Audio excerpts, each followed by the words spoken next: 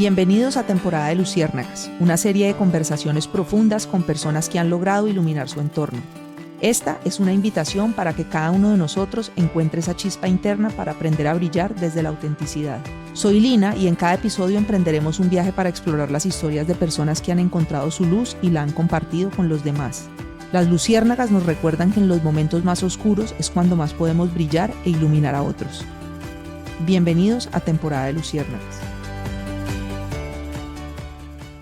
Bueno, Juanita, estoy muy contenta de estar hoy aquí teniendo esta conversación contigo. Quiero agradecerte haber aceptado venir a Temporada de Luciérnagas. Te voy a contar un poquito Temporada de Luciérnagas, qué es y de dónde nace y por qué creo que sos una invitada perfecta para este espacio. Y bueno, ahí te presentás y vamos desarrollando un poco la conversación alrededor de distintos temas que quiero tocar.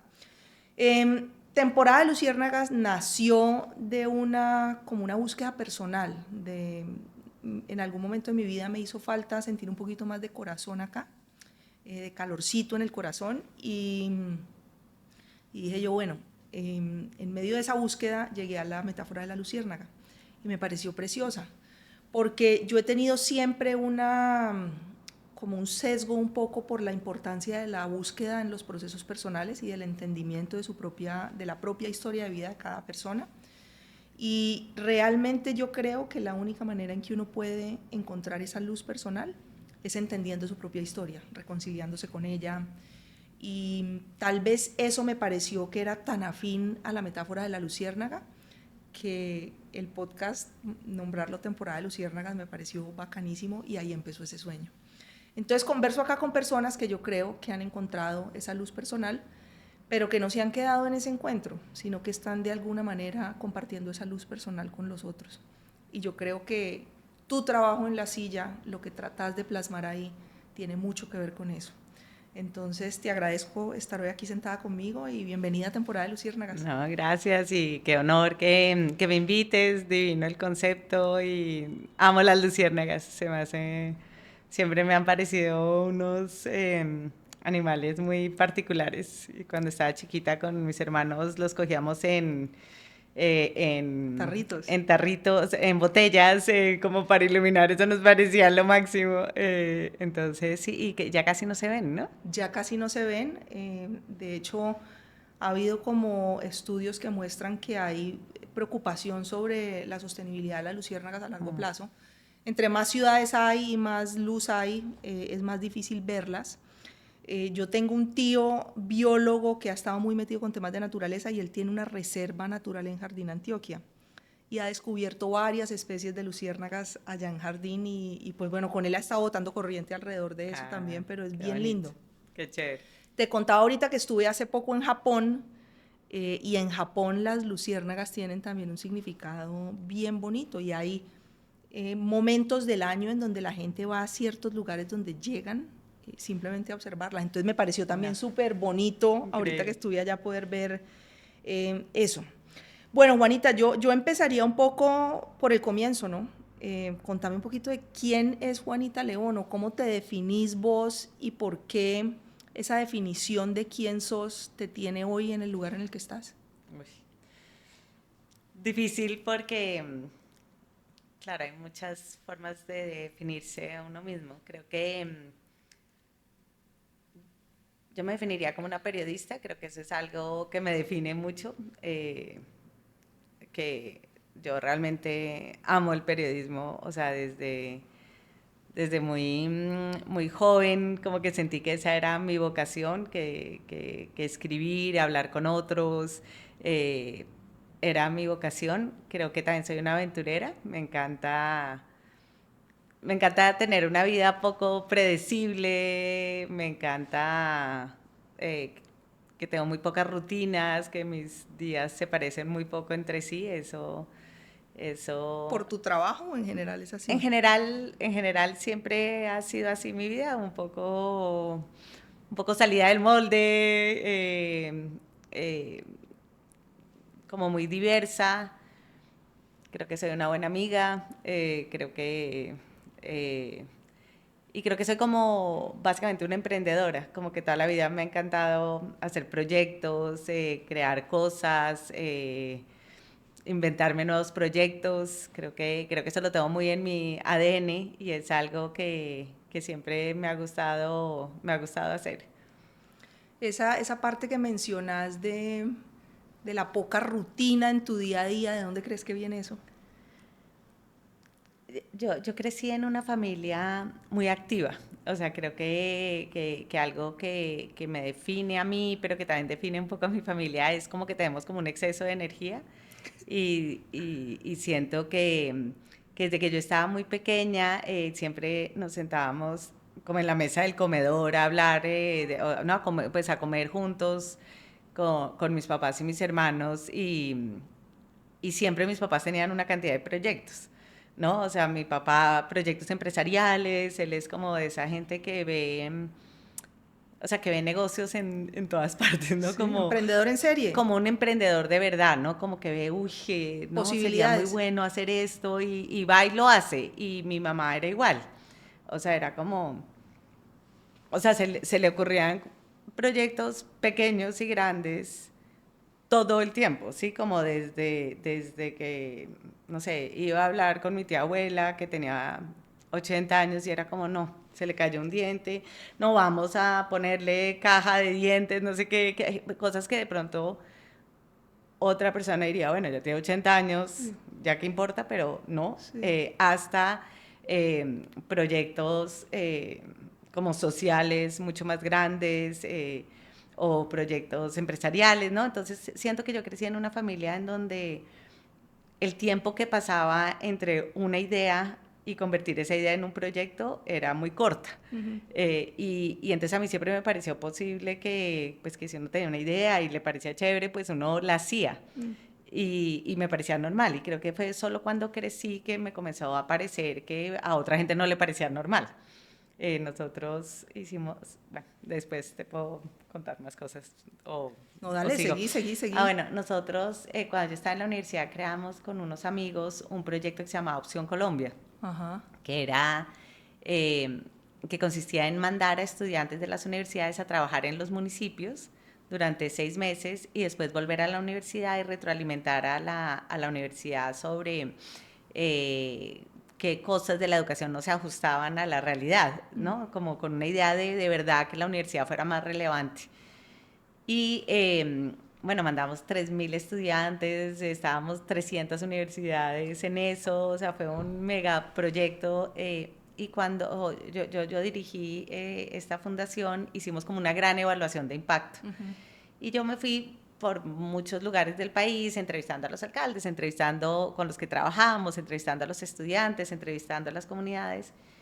Y una de las principales conclusiones de ese estudio era, para los estudiantes, era como que ellos decían, no, yo siento que mi mayor aprendizaje fue darme cuenta que yo podía hacer algo, ¿no? Que yo podía cambiar algo. Y a mí me sorprendió mucho porque era algo que yo nunca dudé que eso era posible, ¿no? Pero ahí fue donde me di cuenta que en Colombia no siempre pensamos que si uno quiere cambiar algo puede. Y entonces fue ahí como que donde gané mucha conciencia de que, claro, yo venía como de una cultura familiar. Pues, De lo posible. de lo posible, ¿me entiendes? De que no, de que pues si tú te esfuerzas y le dedicas tiempo, pues al final lo sacas, ¿no? Entonces sí, creo que eso es algo que sí me ha definido mucho desde pequeño. Te hago una pregunta que me genera curiosidad y alrededor de esas dos cosas, y es, ¿en algún momento en ese proceso como de formación tuyo te convenciste del papel que querías jugar o la responsabilidad que tenías de cambiar ciertas realidades? Yo siempre he hecho las cosas porque me generan mucho placer hacerlas. No tengo como esa actitud como que oímos hoy en día, vine a prestar el servicio militar o tengo que sacrificarme por el país. Obviamente que habiendo crecido en una familia pues llena de privilegios, siento que uno tiene una responsabilidad social más grande que la que tienen otras personas que han crecido con más necesidades, pero nunca he hecho las cosas pensando que son un sacrificio, ni siquiera que es una forma de devolverle a la sociedad lo que yo tengo, sino me parece que es chévere hacerlo, me gusta hacerlo, lo hago porque no me imagino siendo feliz de otra manera, pero no tanto porque sienta o sea, no siento que me estoy sacrificando para nada. Sí. Y si hoy miras en perspectiva un poco hacia atrás el recorrido, lo que ha pasado, ¿qué impacto crees que estás dejando o cómo estás dejando mejor las cosas de lo que has encontrado? Yo creo que, hay una cosa que yo tengo o una facilidad que yo tengo y es que pienso que Colombia es un país como muy fragmentado y que es difícil a veces para unas personas entender lo que piensan otras y que yo tengo como una cierta facilidad de traducción entre mundos muy diversos. Uh-huh. Creo que toda la vida tuve amigos que eran muy diferentes a mi familia. He ido a lugares donde la gente o mi grupo social normalmente no va y yo creo que tengo como una capacidad de traducir esos mundos, ¿sí? Como de encontrar puentes en donde otra gente solo ve enemigos o ve miedo, ¿sí? Y creo que quizás ese sobre todo es mi legado. Creo que La Silla Vacía ha hecho un esfuerzo por tratar de explicar a la gente cómo piensan otros diferentes a ellos, ¿no? Como tratar de explicar cómo piensan los empresarios a gente que los ve solo como unos explotadores y explicarle a los empresarios cómo funciona el movimiento social cuando solamente muchos tienden a ver como unos radicales a los que hay que temer. Creo que esa labor de traducción, de explicar mundos diferentes y de tender puentes entre un país fragmentado, creo que pues me gustaría que fuera mi legado realmente. ¿En qué momento te diste cuenta que tenías esa facilidad? Porque eso no es algo usual, ¿no? Normalmente uno ve la Sí, realidad desde donde se para, pero... sí, yo creo que desde que era joven, como a los 17, 18 años, eh, que comencé a tener amigos como muy diferentes, amigos sobre todo muy de izquierda en la universidad y en mi familia, pues había como este anticomunismo típico de, pues, de un sector de Colombia pues, que creció como con esta amenaza de la guerrilla y, y siento que yo me sentaba con mis papás a defender ¿no? El otro lado, pero cuando estaba con estos amigos más radicales de izquierda en la universidad, que veían con demasiada sospecha el mundo del que yo venía, también como que yo les hacía como una traducción, como, pues usted no sabe lo que es ser empresario, o sea, ¿no? Como todo lo que hay detrás de eso también. Y creo que ahí yo fui entendiendo como, pues que había un valor en eso, ¿no? Y que hay como mucho miedo de ambos lados y hay mucha ignorancia y realmente hay como mucha falta de contacto entre dos Y de mundos. confianza, ¿no? Vivimos en un Sí, país que no, en el que no se sí, confía. y que tenemos como una historia que de alguna manera explica también pues estos miedos, pero creo que hace cierta falta que haya más traductores entre esos mundos. Y cuando estuve en Opción Colombia y trabajamos con tantos estudiantes de universidades tan diversas y con tantos municipios, hacíamos como esa labor, ¿no? Era como que los estudiantes iban y llevaban un pedazo de las ciudades y traían un pedazo de los territorios a Bogotá, a Cali, a Medellín, y eso era muy interesante, como ver ese diálogo entre mundos que eran muy diferentes, pero que en el fondo también hay unas cosas como muy compartidas. Sí. Qué bonito eso que mencionas, la verdad. Te oigo hablar, primero veo ese brillo cuando contas esa historia y ahí se nota como una pasión y o sea, corazón puesto en lo que estás narrando. Y me imagino esas realidades, me estás hablando de un momento en el que tenías 17 años y yo quisiera preguntarte, ¿vos sentís que este país ha cambiado desde ese momento a hoy? Sí, yo creo que pues ha cambiado un montón. ¿Para bien, para mal? Yo creo que en muchos sentidos para bien, Uh -huh. me parece Pues claro, no es que imagínate, yo estuve, cuando yo salí del colegio, o en el momento que estaba como graduando, mataron a Galán, mataron a los candidatos presidenciales, era cuando ponían bombas, ¿no? Yo estaba viendo cine y ponían una bomba en el Parque de la 93. O sea, nosotros vivíamos con mucho miedo y después cuando comenzó la época más dura de la guerrilla, realmente era una sensación de, uy, secuestraron a no sé quién, secuestraron a no sé quién, o sea, era una época muy dura. Y después, como cubrí tantos años el conflicto armado, pues el nivel de sufrimiento de la gente era inmenso. O sea, a mí nunca se me olvida como la historia de los campesinos a los que yo llegaba a entrevistar y, por ejemplo, uno de los señores que yo entrevisté me decía, es que llegaron los muchachos, que eran los guerrilleros, y me dijeron, o les entrego a mi hijo mayor, o les entrego las 2 vacas que tenía. Y me dijo, y yo le tuve que entregar a mi hijo mayor, porque si le entregaba las vacas no tenía cómo alimentar a los otros 4 niños, ¿no? Y yo pensaba, Dios mío, o sea, ¿qué significa para un papá tener que tomar esta decisión? Y siento que a pesar, digamos, de los grandes abusos de derechos humanos y violaciones de derechos humanos que también reporté durante la época de Uribe con las capturas masivas y los falsos positivos, pero siento que ese nivel de sufrimiento de la gente que está completamente sometida al arbitrio de unos matoncitos de 18 años, eso eso se acabó, eso cambió mucho. Obviamente que ahorita, digamos, es algo que sí me parece muy doloroso, es otra vez volver a oír estas mismas historias.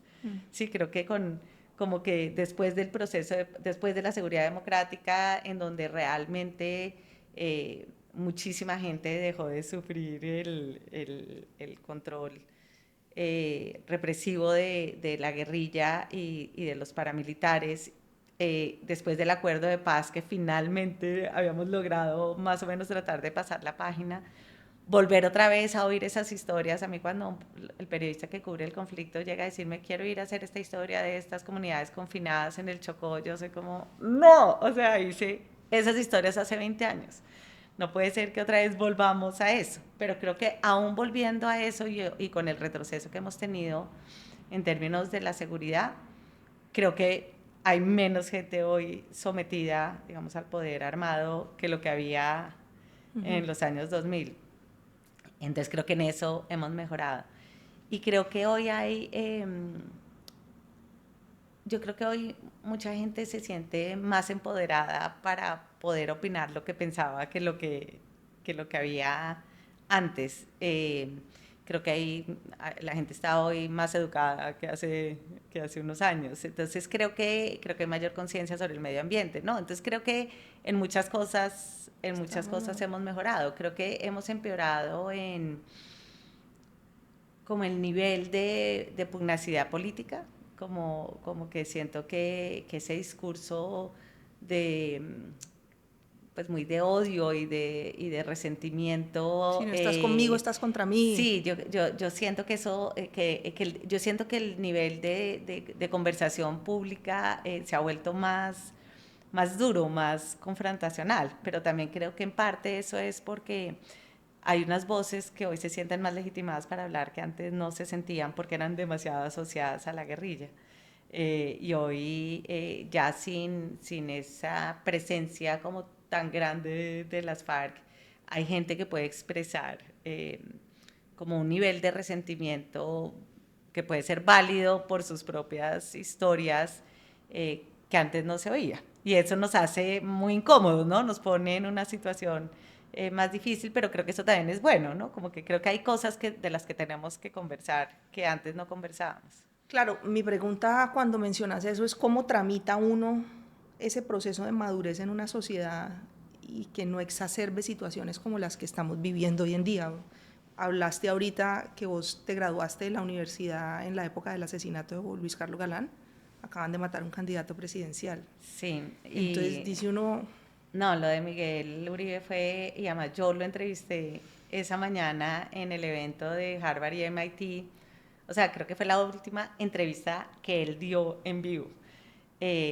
Pucha, casi me muero cuando a las 5 horas habían atentado contra él, porque eso sí siento que es un gran retroceso. Sí, o sea, si nosotros volvemos a esa época, yo sí pensaría como no hemos aprendido nada. Y creo que ese discurso de sí, de odio contra el, no como de ver al otro como un enemigo, que el presidente pues ha fomentado, sí creo que crea unas condiciones donde se habilita la violencia, ¿no? Yo hoy te estaba contando que una de las cosas que me ha impresionado de esta campaña es ese nivel de agresividad entre los militantes de los partidos. O sea, que llegue un candidato del nuevo liberalismo a la localidad de Kennedy y comience la gente a gritarle como no, fuera, aquí solo cabe Petro, y no lo deje hacer campaña, o que haya alguien del pacto histórico repartiendo volantes y la gente se los quite y se los tire en la cara y les diga guerrilleros. O sea, ese nivel de agresión a nivel de los militantes yo no lo había visto en campaña. Y yo siento que ahí se está incubando algo que es un resultado de ese nivel de pugnacidad en el discurso de los líderes políticos, Sí, que y eso yo creo que irriga hacia ahí el abajo. presidente Petro tiene una responsabilidad. Yo creo que uno no puede, uno tiene que medir las consecuencias De lo de que dice. sembrar ese nivel de como de ver al otro como un enemigo, ¿sí? O sea, que el presidente llame a los empresarios esclavistas de manera continua, pues fuera de que es muy injusto, es muy torpe, ¿no? En un país donde, pues donde lo que tú más necesitas es productividad, mover la economía, irrigar recursos, ¿no? A mí me parece lamentable que, ¿no?, que un candidato hable de destripar a la izquierda. O sea, ¿desde cuándo? ¿No? Cuando por fin hay un partido consolidado, gente que de manera dentro de la institucionalidad está defendiendo unas ideas que pueden incomodar a muchos, pero que es válido que los digan, que se ha admitido que un candidato diga eso, me parece inconcebible. No sé, yo te oigo hablar y me surge realmente, yo tengo una hija de 9 años. ¿Cuál es el Colombia que le va a tocar a ella? ¿O cuál es la Colombia que le va a tocar a ella en unos años? ¿Cómo puede hacer uno para dejar un país que no tenga esto? Eh, ¿Cómo vamos a aprender a tramitar como sociedad las cosas de manera distinta? ¿Cómo vamos a lograr generar bienestar para una cantidad de gente que todavía lo necesita sin destruir los poquitos avances que ya tenemos? Me angustia. Sí, yo a veces siento que los países son como las personas, que uno pasa como por ciclos y que uno va aprendiendo, y los países también, y a veces siento que Colombia está pasando como por esa adolescencia. O sea, como que Petro es como ese adolescente que te comienza a gritar en la cara y que te comienza a decir que pues que eres horrible, y tú eras como así, yo pensaba que yo era una buena mamá y ahora me está diciendo mi hija que era hermosa, que yo Soy no lo peor. soy lo peor y soy horrible, y es una situación demasiado incómoda, pero con el tiempo eso, como que uno pasa ese ciclo y hace uno ajustes como mamá, uno hace ajustes porque hay cosas que ella te está gritando que pueden ser ciertas y otras que son profundamente injustas, pero ella cuando crece también se da cuenta que pues que las cosas eran mucho más difíciles de lo que tú creías para tu mamá cuando les gritabas esas cosas. Digamos, yo confío que eso es lo que nos está pasando, ¿sí? Yo creo que por primera vez tenemos un gobierno que gobierna contra el establecimiento, ¿sí? Que no es el vocero del establecimiento, sino que llegó a dinamitar el establecimiento, ¿sí? A cuestionarlo de manera profunda. Y creo que eso para el establecimiento pues ha sido muy incómodo porque también es la primera vez que sucede. Yo confío en que con el tiempo se normalice un poco la relación entre la izquierda y el establecimiento y que haya una izquierda de pronto menos anárquica, ¿no? Que crea mucho más en la ley, en las instituciones y en que se pueden cambiar desde adentro sin dinamitarlo todo. Y creo que estamos en ese momento en donde ha salido a flor una cantidad de inconformidades y de resentimientos que el establecimiento no había visto o no quería verlo o no era consciente de eso y que se irán haciendo los ajustes. ¿Sí? O sea, yo siento que es muy torpe llegar y destruir el sistema de salud solo porque había cosas que no funcionaban. Muchas cosas no funcionaban. Es cierto que si tú tenías una complicación de un parto en un municipio del Chocó, lo más seguro es que te morías porque no alcanzabas a llegar a un hospital.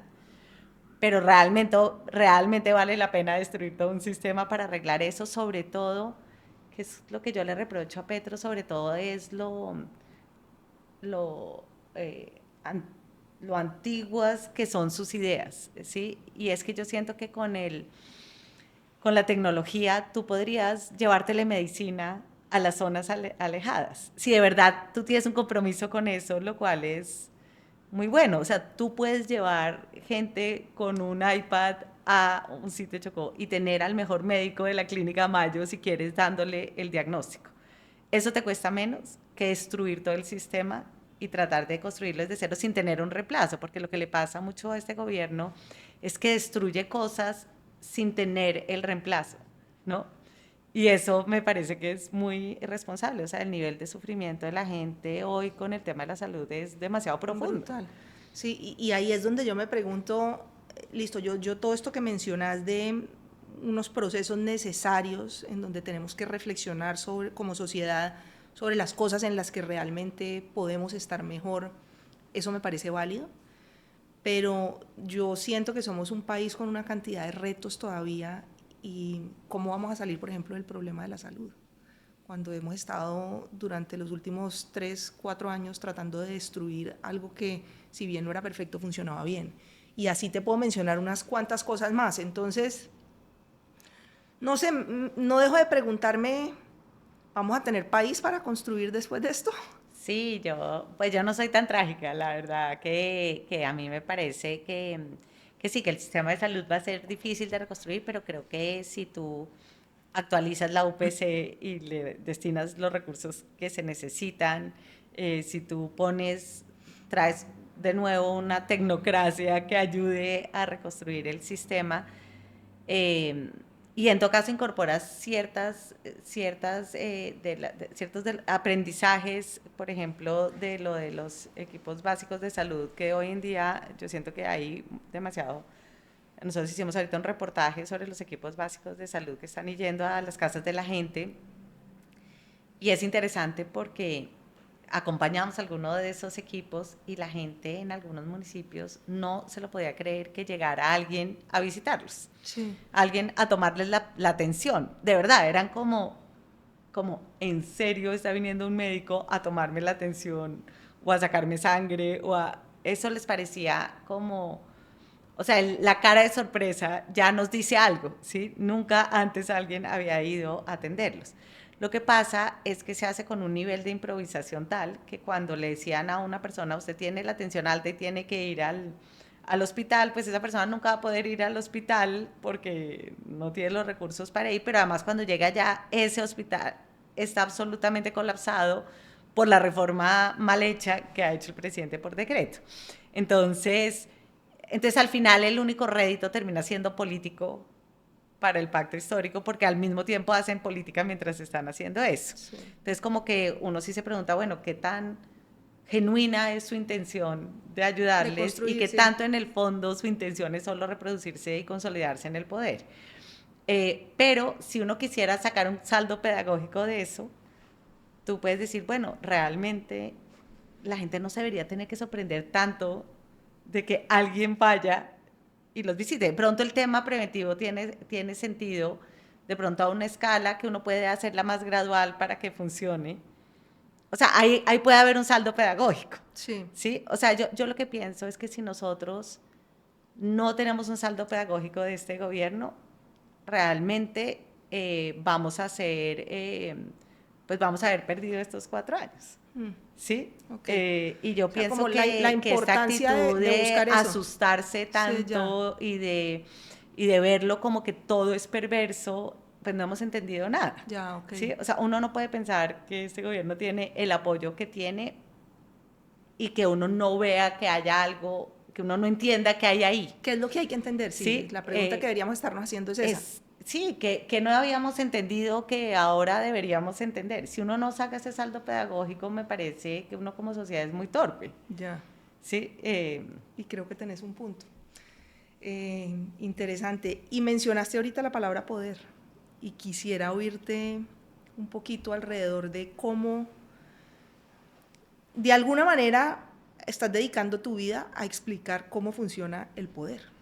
¿Qué es el poder? ¿Y qué has aprendido, digamos, un poco de ese recorrido? Pues en La Silla nosotros definimos el poder como la capacidad de hacer cosas o impedir que se hagan.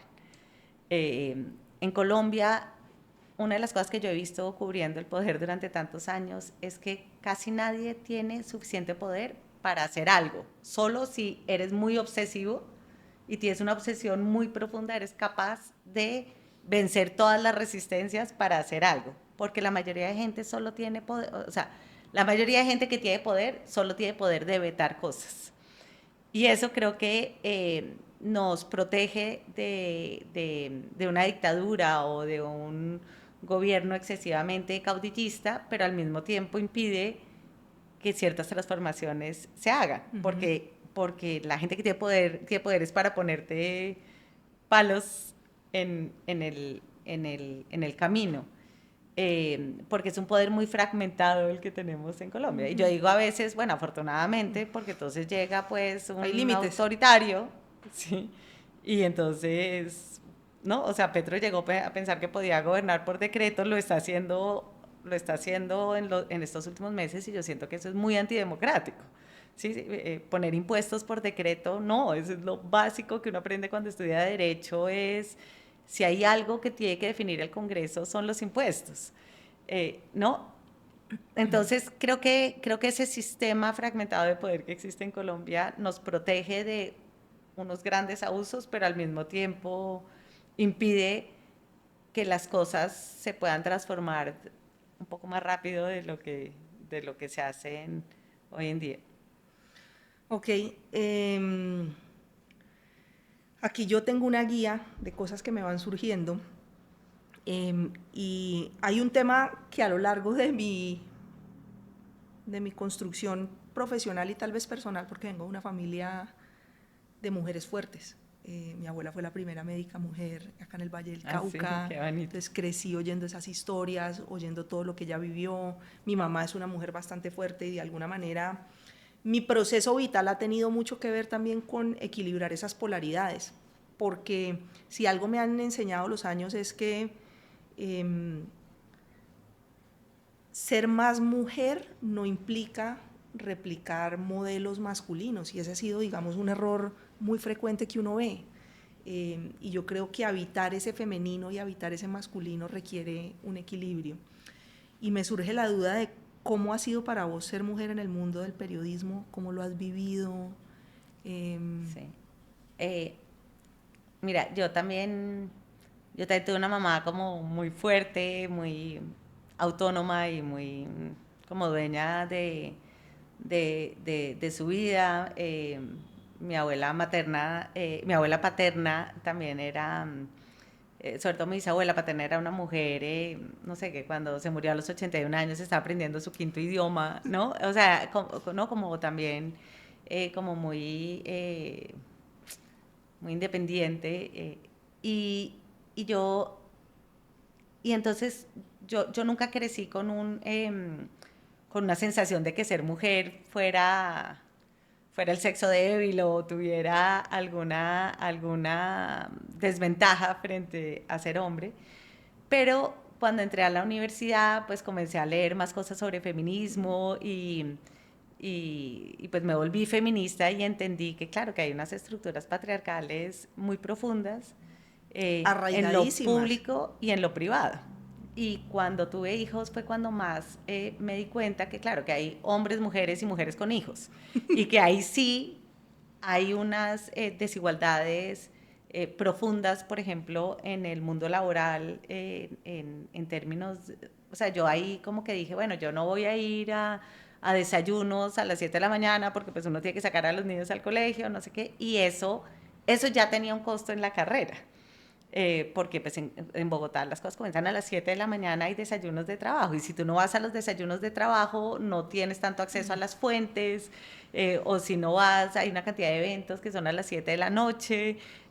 O sea, realmente en Colombia la vida laboral no está pensada para proteger el espacio privado y el espacio de las familias. Total. Y creo que ahí es evidente, el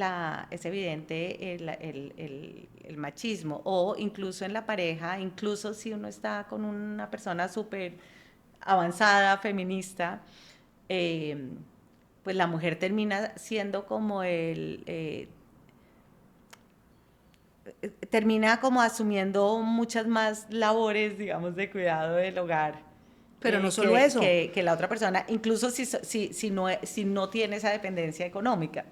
Pero no solo eso, yo creo que los hombres nunca se preguntan qué tengo que dejar de hacer por mi familia o mis hijos profesionalmente. Exacto, Uno siempre se hace esa pregunta. exacto. Y ahora que hay mujeres en la silla que comienzan a tener hijos, yo siento que, y hombres que comienzan a tener hijos, yo siento que ellas enfrentan muchos más dilemas que las que enfrentan los hombres. Y creo que eso es la estructura patriarcal en la que uno está metida, sin hablar pues de violencias mucho más profundas y físicas que sufren muchas mujeres.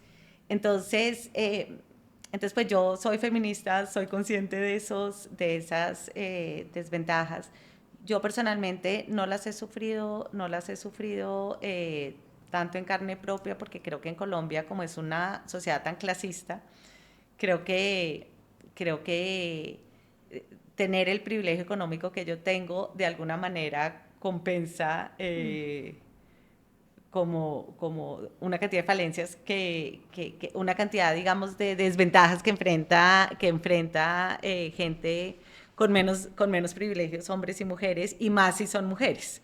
Entonces, en periodismo, yo pues nunca he sentido que por ser mujer tenga ninguna desventaja, salvo cuando estaba criando, que me parece que Sí, que tenías limitaciones. unas limitaciones. Pero creo que lo que tú estás hablando es algo un poquito más profundo, y es eh, cómo tú no te... cómo tú no te vuelves un hombre para poder ser líder, ¿sí? Son como las dos cosas. Creo que ahí,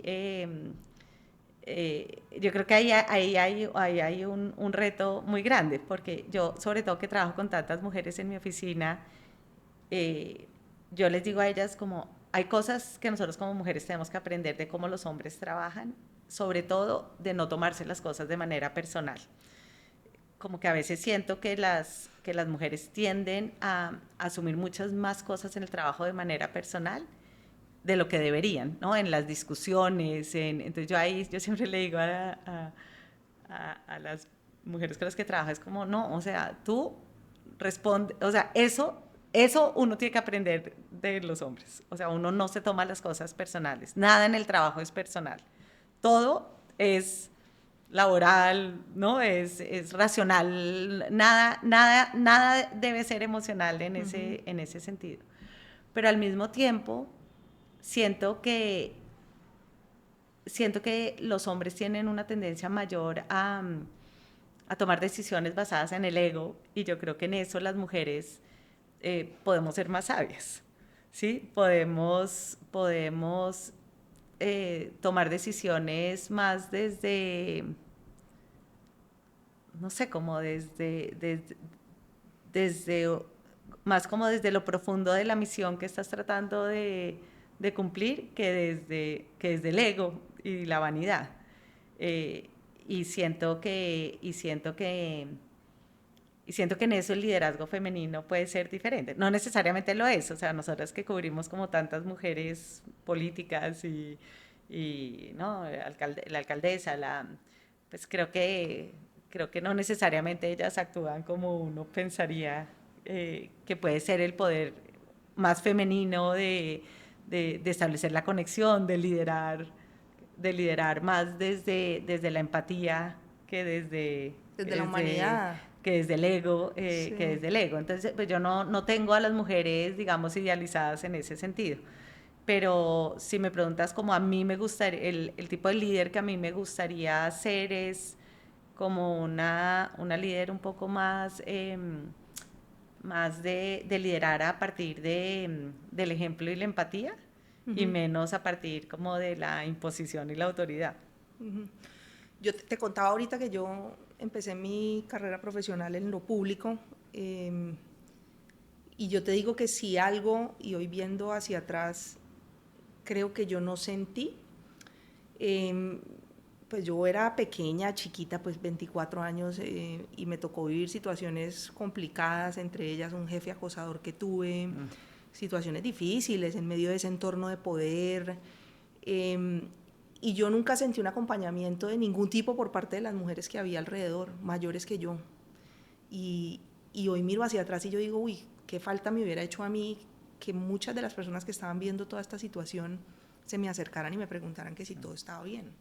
Porque yo al mismo tiempo estaba como tratando de entender aquí qué es lo que está pasando. Claro. Nunca había estado expuesta a una cosa y que es lo normal. Y entonces, pues yo sí creo que los círculos de poder tienden a tener una serie de elementos, primero patriarcales, fuertes, y en donde si no hay una conciencia de las cosas que están ocurriendo, hay una desventaja natural hacia las mujeres, y es difícil. Y bueno, sí ha sido un poco lo que me ha tocado vivir, y creo que es importante que las que estamos ahí alrededor seamos conscientes de eso, claro, ayudando a otras a crecer. Yo creo que en eso se ha cambiado eso que tú cuentas de las mujeres. Yo también cuando comencé a trabajar, me parece que las mujeres que ocupaban puestos más altos, yo siento que ellas sentían que su posición era tan frágil que no podían solidarizarse sino que veían a las que venían detrás como una amenaza. Ya. Pero siento que como ahora las mujeres tenemos muchas más oportunidades y sentimos nuestra posición más consolidada, yo no siento que uno ya sienta todo el tiempo que tiene que defender su posición. Y entonces eso me parece que ahora yo siento que hay mucha más sororidad que antes. Y es porque ya uno no siente que uno tiene que estar demostrando que se merece estar ahí. Le parece como obvio que uno se merece estar ahí. Esa sensación tuve yo mucho tiempo. Tenía que demostrar, claro, que yo estaba pero ahí. Yo siento que ya no. O tú tienes que demostrar todavía que te mereces estar ahí. Yo siento que hoy en día hay preguntas que me hacen que de pronto no se las harían a un hombre. ¿Ah, sí? En ciertos espacios. Sí, pero bueno. Yo creo que a mi hija le va a tocar un contexto contexto esta mejor. Estructura muy patriarcal en una junta directiva en la que estoy como con muchos hombres muy poderosos y me impresionaba eso que decían como que te hacen puente, o sea que éramos solo 2 mujeres, 3 mujeres y los otros hombres, y cualquier cosa que decían las mujeres de verdad nos hacían puente y lo decía otro tipo y era chévere. No, era como que tú decías y hablabas como al vacío. Ya. Y entonces como que comenzamos a entender eso con ellas e hicimos una estrategia. Dijimos, bueno, cuando tú digas eso, yo voy a levantar la mano y voy a reafirmarlo y tú vas a levantar la mano y lo vas a reafirmar. Y hicimos toda una estrategia porque ahí se eligen los miembros por cooptación, y hicimos toda una estrategia. Dijimos, en 3 años tiene que haber el triple de mujeres. Y hicimos toda una estrategia de traer mujeres a la junta, de elegirlo, y hoy pues es una junta casi que paritaria. No digas. Pero tuvimos que hacer una estrategia, pero ahí fue la única vez en que yo sentí como, wow, o sea, en esto consiste el machismo.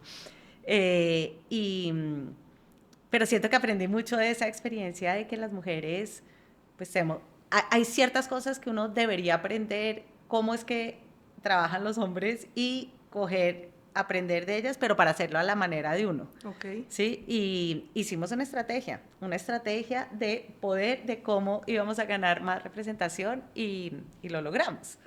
Entonces, sí pienso que las que ya estamos en unas situaciones consolidadas, uno sí tiene la responsabilidad de acoger a las que vienen detrás de uno y ayudarlas, pero yo veo por lo menos a las mujeres que entran a la silla, yo siento que ellas ya no tienen dudas que uno tenía cuando estaba más Ya. chiquito. Ok. ¿Cómo ves hoy en día vos el ecosistema mediático colombiano? Mira, yo siento que si algo ha cambiado, por ejemplo, entre la elección del 2022 y esta, es el ecosistema informativo. Me parece que hay una transformación muy profunda que tiene mucho que ver y que tiene un impacto muy grande en la política en varios sentidos. Uno, es un ecosistema mucho más fragmentado. Yo, por ejemplo, cuando comencé a ser periodista, comencé en El Tiempo y yo era la subeditora de reportajes y mi función era hacer reportajes para el domingo. Y entonces muchas veces mis historias abrían el periódico del domingo. Y yo cuando escribía una historia y abría la primera página del domingo, bueno, yo más o menos sentía que el país entero estaba hablando de mi historia.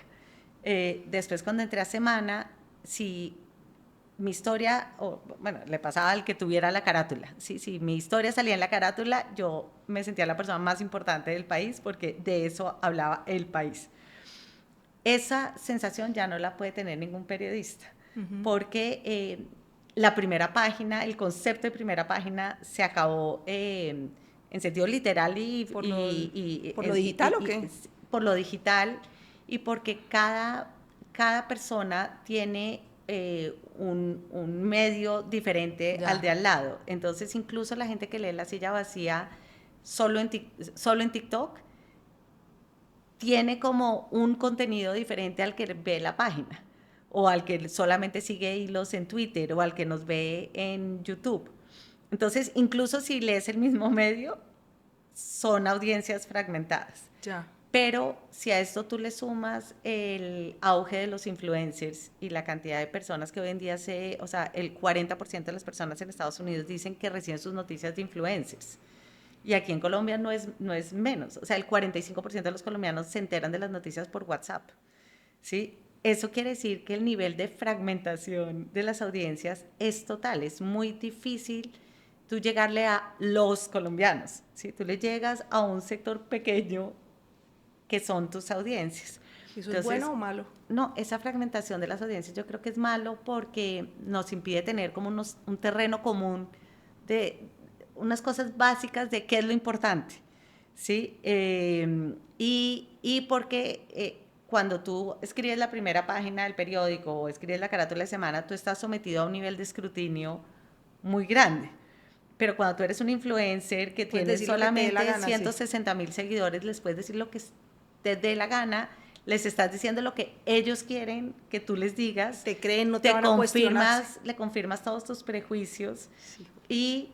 y pierdes aún mayores puentes de interpretación con otras personas que piensan muy diferente a ti. Crece la desconfianza además. Claro, y si a eso le suma, entonces eso es un gran cambio, que es mundial, una fragmentación de las audiencias. Por otro lado, hay un gran debilitamiento de los medios tradicionales. Si tú ves los balances de los medios del año pasado, todos perdieron plata, pero mucha plata. Entonces, cada vez más hay más recortes de periodistas, o sea, hay un sentido de que estamos en la supervivencia, pues que es terrible porque entonces no permite que investiguen más y entonces eso les genera un menor credibilidad, hacen más publireportajes. Entonces eso pues es muy grave. Y por otro lado, en paralelo, el presidente Petro ha fortalecido el sistema público de medios, pero como aparatos de propaganda de su gobierno. O sea, Holman Morris no tiene el menor reparo de usar ese medio como un aparato de propaganda. Articulado con una cantidad de influencers pagados con nuestros impuestos que se dedican también a hacerle propaganda al presidente. Entonces hay un ecosistema de izquierda militante cada vez más fuerte, con un ecosistema, digamos, de información del establecimiento cada vez más débil y más desprestigiado desde el mismo poder presidencial. Entonces, hoy en día la información que circula es totalmente diferente. A mí una candidata me decía que sale a repartir volantes y le impresiona la información que tiene la gente contra ella, Fake news. mucha de esas muy mentirosa, pero ella me dice, yo no sé cómo les ha llegado esa información a ellos, pero están completamente adoctrinados con un tema. Entonces, me parece que eso tiene un impacto grande político. ¿Y eso hay manera de corregirlo? pues yo creo que claro, que habría maneras de corregirlo, pero creo que en eso, sobre todo el mundo empresarial, es muy limitado en su percepción porque si yo fuera el sector privado, ¿yo qué haría? Yo financiaría centros de investigación, tanques de pensamiento que produzcan información de calidad sobre los homicidios, sobre el tejido empresarial, sobre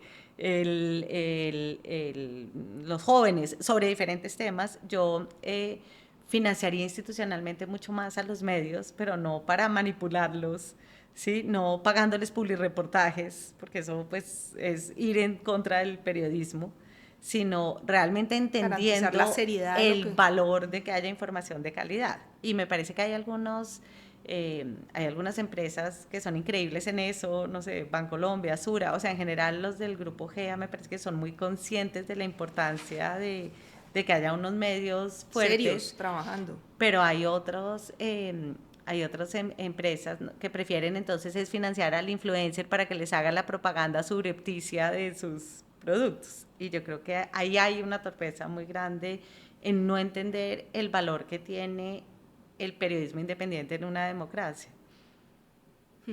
Acabas de tocar un punto bien sensible e importante. Sí, ojalá. ¿Qué miedo tuviste que atravesar para lanzarte a consolidar un medio independiente? Mira, pues en general yo creo que no soy muy miedosa. Lo Antes le noto. tenía mucho miedo a los aviones, pero una acupunturista me quitó el miedo a los aviones, lo cual ha sido maravilloso. Eh, yo siento que hay una cosa que yo he descubierto dirigiendo un medio, que me lo dijo Carl Bernstein, el super periodista del escándalo del Watergate, cuando yo estaba en Colombia, que yo le pregunté, bueno, ¿uno cómo hace para ser tan bueno como usted? Y él me dijo, no puedes tener amigos. Y yo era como, o sea, qué cosa tan radical. Y bueno, yo siento que sí tengo amigos que amo además y que son muy importantes para mí, pero lo que sí he perdido son todos los amigos que estaban en el poder. Y creo que, pues, y que eso es duro. Hace poquito inclusive una persona que era columnista de La Silla y que yo consideraba amigo mío se fue a trabajar con Abelardo de la Espriella y simplemente nos dejó de hablar con la primera historia que hicimos sobre el candidato, y eso como que La polarización como que a mí también, me ¿no? impresiona, como que yo siento que eso para mí ha sido un costo, ¿no? Como entender que la verdad solo nos gusta cuando no tiene que ver con uno. Y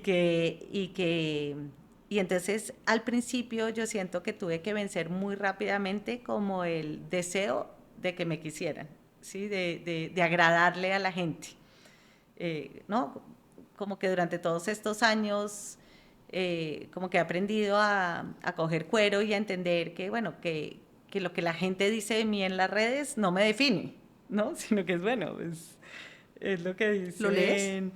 Casi nunca lo leo, pero cuando lo leo me deprime un poquito durante Sí, pues claro.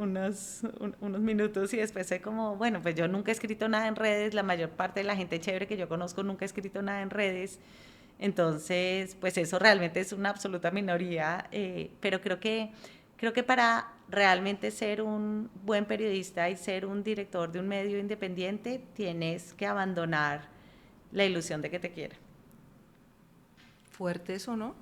Ese tal vez el sacrificio personal más grande que has... Pues sí, no, porque la gente que de verdad te quiere, pues que te conoce, pues te va a seguir queriendo, ¿no? Pero como que te quiere el público, digamos, Ya. como tener una aprobación general.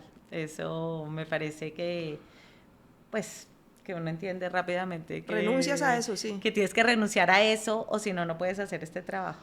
Hace un rato hablaste sobre cómo durante mucho tiempo en tu ejercicio periodístico cubriste el conflicto, la violencia. Yo nunca he tenido ese tipo de experiencias. Cuando fui secretaria de gobierno de Cali, me tocó estar muy de cerca de las realidades de esta ciudad y era algo que me movía fuertemente. No quiero imaginarme cómo puede llegar a ser el cubrimiento de la violencia y del conflicto. Quiero que me contes un poquito sobre cómo tramita uno interiormente ver esa realidad aquí. Porque si una cosa es Sí, leerla, me otra cosa... parece, pues para mí realmente fue una época muy emocionante en mi vida hacer eso. Fue, pues fuera que de que era muy divertido viajar, creo que conocer a Colombia para mí fue realmente una experiencia increíble, como entender la geografía de este país, que yo creo que nos define en tantos sentidos. O sea, yo creo que nada define más y determina más a Colombia que sus tres cordilleras.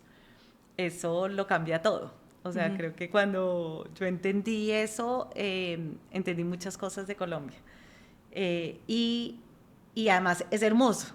Y entre más lindo es más, había más sufrimiento también. Entonces era como en los lugares más violentos de Colombia eran también los más hermosos y eso era impresionante. Sí, era El impresionante contraste, como ver esos ríos, no sé, ver ese río Cauca y saber que igual por ahí estaban como circulando los cadáveres como de la gente que los paras habían asesinado y tirado al río, ¿no? Como que siempre ese contraste entre la belleza y la violencia me impresionó mucho en Colombia, como mucho. Eso era una de las cosas que más me impresionaron.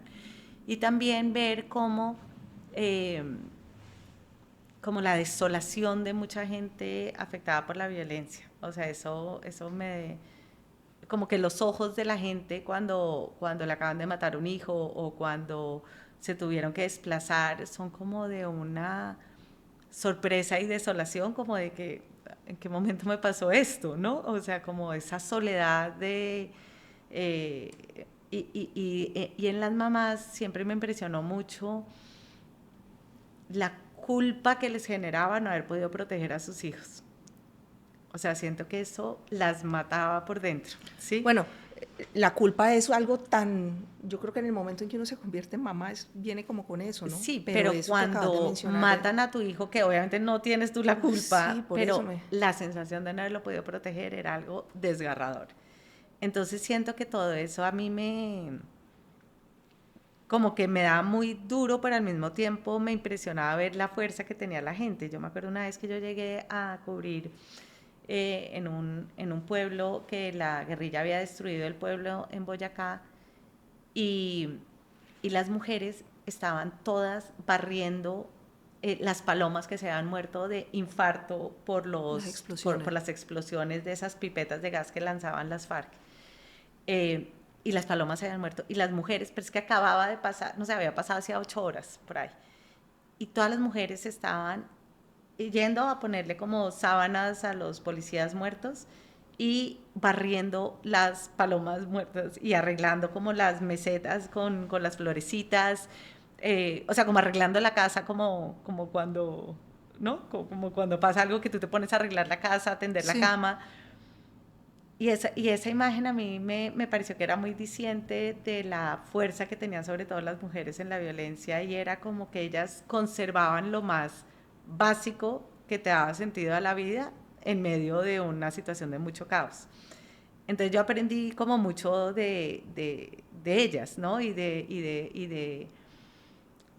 Sí, como entender como lo duro que es este país para tanta gente, ¿no? Y lo urgente que es desactivar esa violencia. A mí siempre yo entendía cuando la gente abogaba por el no en el acuerdo de paz, entendía el odio que le podían tener a las FARC, pero siempre me impresionaba también la incapacidad de mucha gente de ponerse en los zapatos de las víctimas futuras, ¿no? Como, o sea, como que yo les decía, pucha, es que hay que no es parar esto, poca sí. cosa que esta gente entregue las armas. O sea, darles 10 curules a cambio de eso es nada. Sí, o sea, es que haya tanta gente joven con una arma en la mano sometiendo a otros es terrible, ¿no? ¿Cómo tramita uno ver ese dolor en vivo y en directo? O sea, yo siento que a mí me hacía feliz como poderlo contar, ¿me entiendes? Como que sentía que ese era como mi aporte, que era importante, que eso pudiera transformar como la comprensión que alguna gente tenía de la violencia en Colombia. Eh, y la verdad que no, o sea, no, tampoco tampoco me traumatizaba, ¿sí? O sea, como que yo me conectaba mucho como con el ser humano que estaba ahí. Pero, y claro, era raro como volver a mi mundo, ¿no? Como ir y volver. Eh, Siempre era una sensación como, ¡guau! Qué países tan diferentes Una los que bipolaridad habitamos. total, sí. Pero me parecía pues que cumplía una labor que a mí me parecía interesante, pues que me parecía importante y pues hacerlo y viajar y llegar a estos sitios y tener como un pase de entrada a otros territorios del país donde casi nadie podía entrar, siempre me pareció pues, que era muy interesante. ¿Qué significa para Juanita León iluminar un país tan polarizado como Colombia? Eh, o sea, creo que significa como un privilegio y una oportunidad como de crear puentes entre gente que creo que si se conociera vería que tiene muchas más cosas en común de las que creo y cuando solo ve al otro a través del miedo y del resentimiento. ¿Quiénes han sido esas luciérnagas en tu camino que han iluminado tu historia?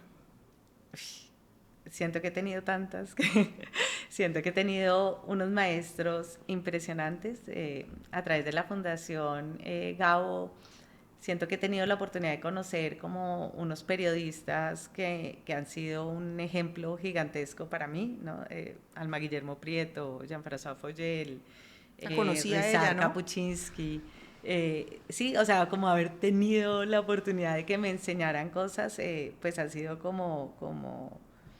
pues como unas grandes luces en el camino. Obviamente mi esposo y mis hijos han sido como unas grandes luces en el camino y creo que mis amigos y la gente con la que trabajo en la silla también siento que ellos como que me han hecho ver unas cosas Tenés un ejército de luciérnagas, que por yo lo no que he veo. visto. Entonces sí, creo que yo siempre he tratado de rodearme de gente que traiga luz y no oscuridad a mi vida. Y si, por ejemplo, vos pudieras hablarle hoy a la Juanita que está empezando, con la experiencia que tenés, con todo lo que has vivido, ¿qué le dirías? Yo creo que les diría lo que voy a decir hoy en los grados del ICESI, que voy a dar el discurso de grado a los que se gradúan, y es como, yo creo que uno en la vida debería tener más imaginación. Yo creo que hay gente que vive la vida que cree que le tocó y hay otra gente que la diseña. Y yo creo que, y yo creo que vivir una vida que uno diseña a partir de imaginársela hace que sea más posible tenerla. Juanita, quiero decirte que me ha encantado esta conversación con vos hoy. Muchísimas gracias. Muchas gracias por tu generosidad, por tu apertura. Me llevo grandes lecciones. Yo no me hubiera imaginado que íbamos a tener una conversación pues tan especial como la que hemos tenido, de verdad. No sé si hay alguna cosa que nos haya quedado por fuera que creas que vale la pena para las personas que oyen Temporada de Luciérnagas, que tratan de buscar ese tipo de luces a través de las conversaciones que de una u otra manera tenemos acá. No, yo creo que lo cubrimos todo. Muchas gracias. Gracias por estar aquí en Temporada de Luciérnagas y los invito a oír este episodio con Juanita León que está de maravilla. Gracias por apoyar Temporada de Luciérnagas. No olvides suscribirte y seguirnos en Instagram, YouTube y Spotify. Nos vemos en el próximo episodio.